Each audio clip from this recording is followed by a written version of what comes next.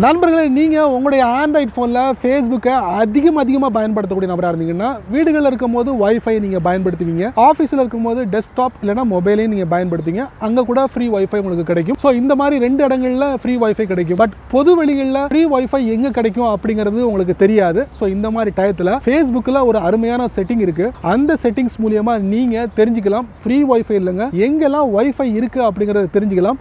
அந்த பகுதியில் போயிட்டு ஃப்ரீ வைஃபை கொடுக்குறாங்களா இல்லையா அப்படிங்கிறத உங்க மொபைல் மூலமா நீங்க கனெக்ட் பண்ணி பார்க்க முடியும். அதுக்கு ஒரு அருமையான ஒரு செட்டிங்கை ஃபேஸ்புக் கொடுத்துருக்காங்க. ஸோ உங்களுடைய மொபைல் டேட்டா இருந்ததுன்னா கண்டிப்பாக இந்த வைஃபை லொக்கேஷனை நீங்கள் ஈஸியாக கண்டுபிடிச்சிட முடியும். ஸோ அதை பற்றி நீங்கள் தெரிஞ்சுக்கணும்னா வீடியோவை வழக்கம் போல் லைக் கொடுத்துக்கோங்க. அதே மாதிரி வீடியோவை எந்த பகுதியும் நீங்கள் ஸ்கிப் பண்ணாதீங்க. வீடியோவை முதல்ல இருந்து கடைசி வரைக்கும் நீங்கள் வாட்ச் பண்ணுங்க. என் பேர் சையத், நீங்கள் பார்க்குற சேனல் தமிழ் டெக் ஜிஞ்சர். வாங்க முழுமையான வீடியோக்குள்ளே போகலாம்.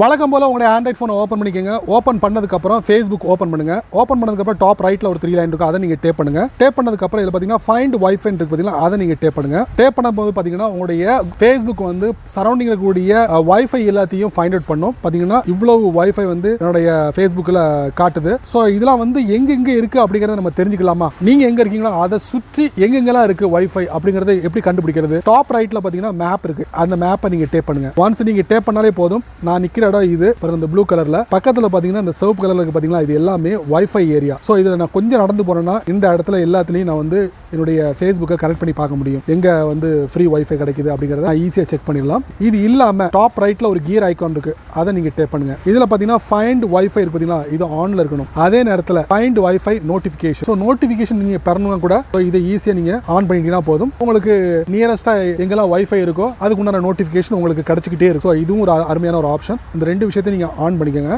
ஆன் பண்ணிட்டு ஸோ இந்த மாதிரி எந்தெந்த இடங்கள்ல வைஃபை இருக்கு அப்படிங்கறத நீங்க இந்த மேப் மூலமா நீங்க தெரிஞ்சுக்கலாம். ஸோ பாத்தீங்கன்னா ஒரு இடத்துல இருந்து எனக்கு வைஃபை வந்து டிஸ்பிளே ஆகுது. அதுல விசிட் பேஜ் இருக்கு, கெட் டைரக்ஷன் இருக்கு. ஸோ இந்த மாதிரி கெட் டைரக்ஷன் மூலமா நீங்க அந்த இடத்துக்கு போனீங்கன்னா அங்க போயிட்டு உங்களுடைய ஃபேஸ்புக்கை கனெக்ட் பண்ணி பார்க்கலாம். Whether free wifi or secured wifi அப்படிங்கிறத ஈஸியாக நம்ம கணிச்சிட முடியும். ஸோ ஃபேஸ்புக்கில் கொடுத்துருக்காங்க ஃபைண்ட் வைஃபை, இந்த செக்ஷனில் போயிட்டு டேப் பண்ணி பாருங்க. என்ன நண்பர்களே, இந்த வீடியோவை நீங்கள் ரொம்ப பொறுமையாக நீங்கள் வாட்ச் பண்ணிப்பீங்க. உங்களுடைய ஃபேஸ்புக் அக்கௌண்ட் மூலியமாக உங்கள் சரௌண்டிங் இருக்கக்கூடிய வைஃபை எப்படி கண்டுபிடிக்கிறது அப்படிங்கிறத அழகாக சொல்லியிருப்பேன் நினைக்கிறேன். இந்த செட்டிங்ஸை பற்றி நீங்கள் என்ன நினைக்கிறீங்க? இது யூஸ்ஃபுல்லாக இருக்கா இல்லையா அப்படிங்கிறத மறக்காம உங்களுடைய கருத்துக்களை கீழே உள்ள கமெண்ட் செக்ஷனில் பதிவு பண்ணுங்க.